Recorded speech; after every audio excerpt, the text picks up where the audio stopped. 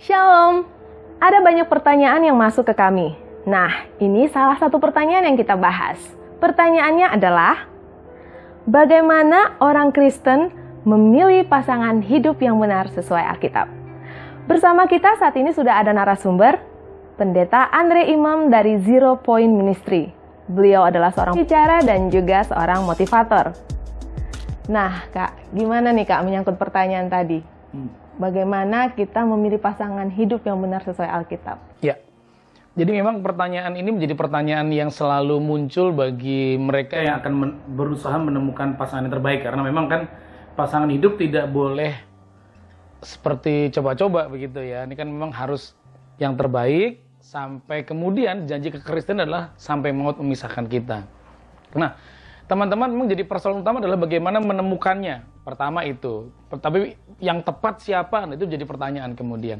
Nah, kalau kita melihat Alkitab, tentu rujukannya Alkitab ya, karena kita Kristen. 2 Korintus 6 ayat 14, sekali lagi 2 Korintus 6 ayat 14, janganlah kamu merupakan pasangan yang tidak seimbang dengan orang-orang yang tak percaya, sebab persamaan apakah terdapat antara kebenaran dan kedurhakaan, atau bagaimanakah terang dapat bersatu dengan gelap. Jadi maksudnya begini, yang paling sulit adalah mengalahkan rasa cinta biasanya. Karena begitu kita mencintai, kita tidak lagi melihat perbedaan, tidak lagi melihat ada hal-hal yang memang itu akan bakal merintangi.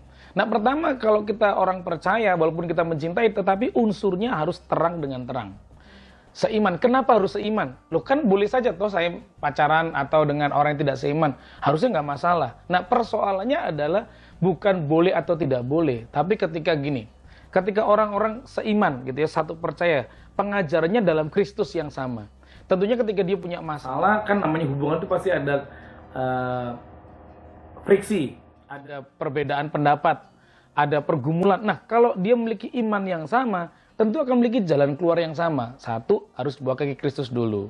Berdoa dulu lah. Bagaimana dia menyelesaikan segala sesuatu. Yang berikutnya, karena dia dengan iman yang sama, tentunya pola pikirnya juga akan sama. Karena Efesus pasal 4 mengingatkan, yang lama sudah berlalu. 2 Korintus 5 ayat 17, yang lama sudah berlalu. Yang baru sudah datang. Akhirnya cara hidupnya harus diubahkan. Jadi itu kenapa harus seiman.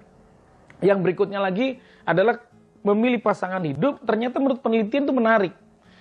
70-80% pasangan kita itu datang dari orang yang di sekitar kita.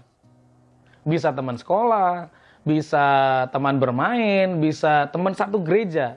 Cuma kan kadang-kadang kita sudah punya standar nih, itu persoalannya. Padahal mungkin standarnya Tuhan sama kita itu akan berbeda. 70-80% itu orang yang sekitar kita. 15-20% itu orang yang kita ketemu sesekali atau karena pekerjaan. Misalnya satunya bagian marketing, satunya bagian purchasing, akhirnya ketemu.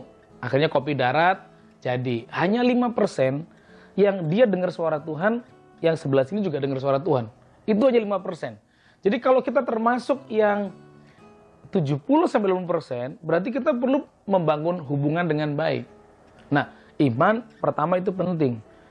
Membangun hubungan itu mesti penting. Bagaimana cara bangun hubungan yang baik? Nah, itu persoalannya kemudian. Bahwa kita mesti menyadari pertobatan itu menjadi bagian awal dari hubungan kita. Berikutnya lagi mengenali perbedaannya. Bahwa pria dengan wanita saja berbeda. Belum keluarganya saja juga berbeda. Masalah dan latar belakang keluarga masa lalunya itu juga berbeda. Nah, kadang-kadang ketika orang bangun hubungan, orang melupakan bagian ini. Gitu. Melibatkan Tuhan harus. Itu bicara kenapa harus seiman. Tetapi ketika bangun hubungan, perlu kemampuan membangun hubungan yang baik, saling mengenali, saling mendewasakan. Nah, seringkali teman-teman salahnya adalah kalau misalkan udah pacaran, yang penting seneng nih, yang penting satu hobi nih, satu perjalanan nih, satu kemauan. Enggak juga begitu ternyata. Harusnya saling mendewasakan. Ada 3 unsur utama kalau biasanya saya mengingatkan orang kalau mencari pasangan. 1, harus dewasa rohani. Bahkan orang yang sudah melayani pun belum tentu dewasa rohani. Udah pasti itu. Tapi orang yang dewasa rohani selalu akan memperhatikan firman atau cara penyelesaian kehidupan, persoalan, pasti akan mengikuti firman dan tuntunan Roh Kudus. Yang berikutnya harus dewasa mental. Kalau memilih pasangan hidup, walaupun usianya tinggi, tapi belum tentu mentalnya juga baik. Sehingga akhirnya bisa ngambekan. Akhirnya bisa tidak mengerti pasangannya dengan baik. Akhirnya tidak bisa memahami, mungkin hari-hari itu sedang ada pekerjaan yang berat misalnya di pasangannya.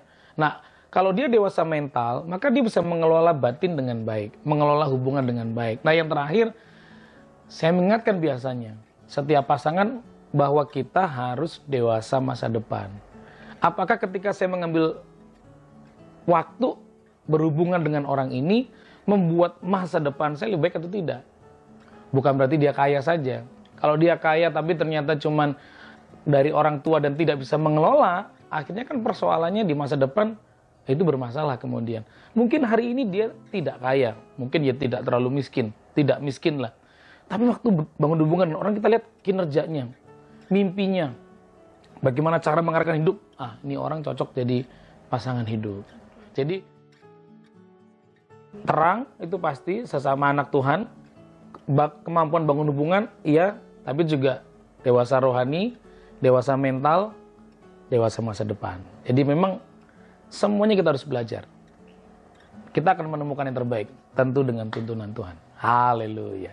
Oke, terima kasih Pak Pendeta Andre Imam. Nah, itu tadi jawabannya. Jika kamu masih punya pertanyaan lain yang ingin ditanyakan, silahkan tulis di kolom komentar. Kami akan mencarikan narasumber yang tepat untuk menjawab pertanyaan kamu. Dan jika kamu merasa diberkati dengan video ini, silahkan klik like dan share. Jangan lupa subscribe untuk mendapatkan informasi video-video terbaru dari channel YouTube Renungan Motivasi Kristen. Tuhan Yesus memberkati.